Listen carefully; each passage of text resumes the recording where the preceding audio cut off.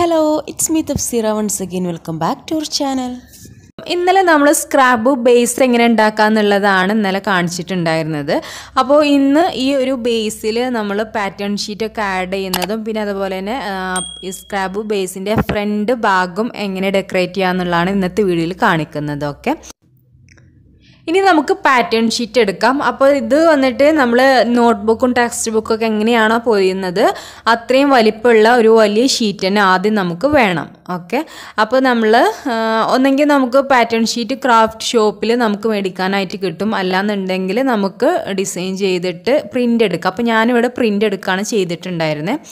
അപ്പോൾ അത്രയും വലിപ്പമുള്ളൊരു ഷീറ്റ് എടുത്തിട്ട് ആദ്യം നമുക്ക് ഒട്ടിച്ചു കൊടുക്കണം. അപ്പോൾ ആദ്യം ബേസിൻ്റെ ഈ ഒരു ഭാഗത്ത് ഫെവിക്കോൾ അപ്ലൈ ചെയ്ത് കൊടുക്കുക. എന്നിട്ട് നമ്മൾ കറക്റ്റായി അളന്നെടുത്തിട്ടുള്ള ഷീറ്റിൽ വെച്ച് കൊടുത്തിട്ട് ഒട്ടിച്ചു കൊടുക്കുക. ഇതിൽ പ്രത്യേകം ഒന്നും ശ്രദ്ധിക്കാനൊന്നുമില്ല കേട്ടോ. നമ്മൾ എങ്ങനെയാണോ നോട്ട്ബുക്കൊക്കെ പൊതിയുന്നത് അതേ രീതിയിൽ നമ്മൾ ഫെവിക്കോൾ അപ്ലൈ ചെയ്ത് ഒട്ടിച്ചു കൊടുക്കുക എന്നുള്ളതാണ് ഒരു വ്യത്യാസമുള്ളത്. അപ്പോൾ ആ ഭാഗം ഒട്ടിച്ച് കൊടുത്തു. ഇനി സൈഡിൽ നമുക്ക് ഫെവിക്കോൾ അപ്ലൈ ചെയ്ത് കൊടുക്കുക. എന്നിട്ട് ഫോൾഡ് ചെയ്തിട്ട് ഒട്ടിച്ചു കൊടുക്കുക.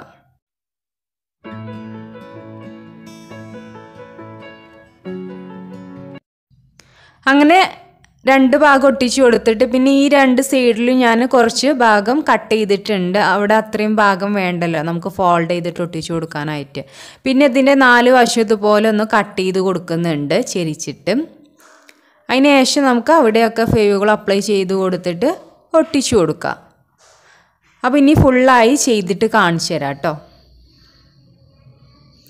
അങ്ങനെ ഇത് ഞാൻ ഈ ബേസ് ഫുള്ളായിട്ടൊന്ന് പൊതിഞ്ഞെടുത്തിട്ടുണ്ട്. കണ്ടില്ല, ഇപ്പം തന്നെ നല്ല ക്യൂട്ടായിട്ടുണ്ട്. ഇനി നമുക്ക് പേജിലൊക്കെ ആഡ് ചെയ്യാനുള്ള പാറ്റേൺ ഷീറ്റ് എടുക്കാം. ഇത് ചെറിയ ഷീറ്റുകളാണ്, കാരണം നമ്മുടെ മിനി സ്ക്രാപ്പ് ബുക്കാണല്ലോ. അപ്പോൾ പേജസൊക്കെ ചെറുതായിരിക്കും. അപ്പോൾ ചെറിയ അളവിൽ പേജസ് എത്രയാണോ അതിനനുസരിച്ച് അളന്നിട്ട് കട്ട് ചെയ്തെടുത്തിട്ടുള്ളതാണ്. അപ്പോൾ നമുക്ക് ഒട്ടിച്ചു കൊടുക്കാനൊക്കെ സുഖമായിരിക്കും.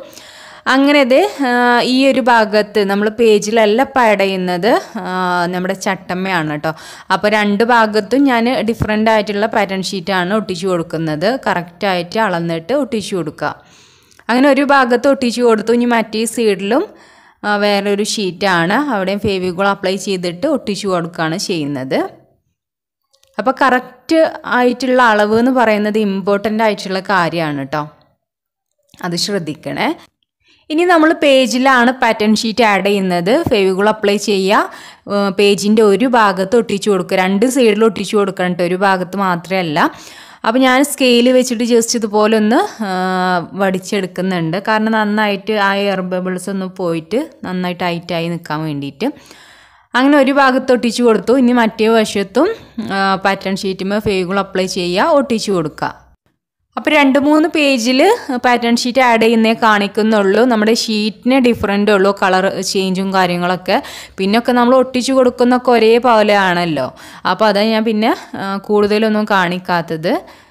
അപ്പോൾ അത് ഒരു ഷീറ്റും കൂടെ എടുത്തു, അതൊരു പേജിൽ ഒട്ടിച്ചു കൊടുത്തു. പേജിൻ്റെ രണ്ട് സൈഡിലും ഒട്ടിച്ചു കൊടുക്കണം, അത് ശ്രദ്ധിക്കണേ. ഇനി എല്ലാ പേജിലും ഞാൻ പാറ്റേൺ ഷീറ്റ് ആഡ് ചെയ്തിട്ട് കാണിച്ചു തരാം കേട്ടോ.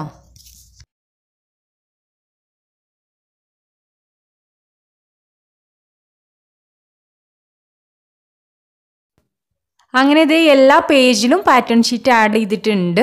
അപ്പോൾ ഞാൻ ജസ്റ്റ് ഒന്ന് കാണിച്ചു തരാം കേട്ടോ, നിങ്ങൾ ഫുള്ളും കണ്ടിട്ടില്ലല്ലോ.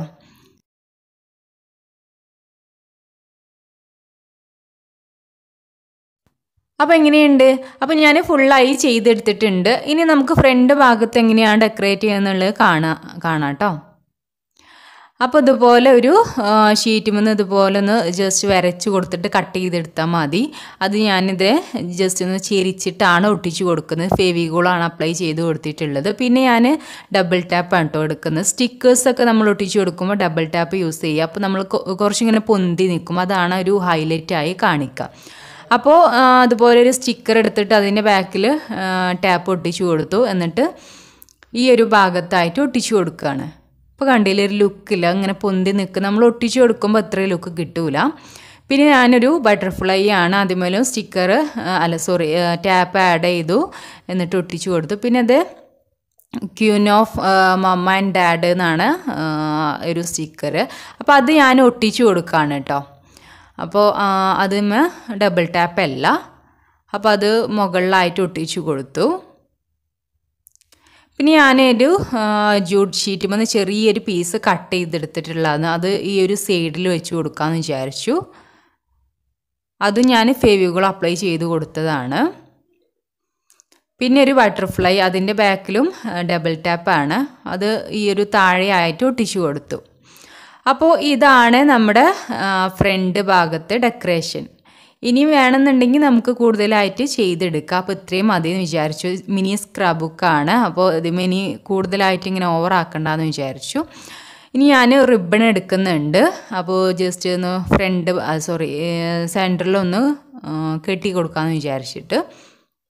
അപ്പോൾ നിങ്ങൾക്ക് നല്ല നെറ്റ് ടൈപ്പിലുള്ള റിബണൊക്കെ ഉണ്ടെന്നുണ്ടെങ്കിൽ അത് നല്ല ഭംഗിയുണ്ടാവും കാണാനായിട്ട്. ഇത് നമ്മൾ സാധാ സാറ്റിൻ റിബനാണ്. ജസ്റ്റ് ഈ ഒരു ഭാഗത്തായിട്ട് കെട്ടി കൊടുക്കാം.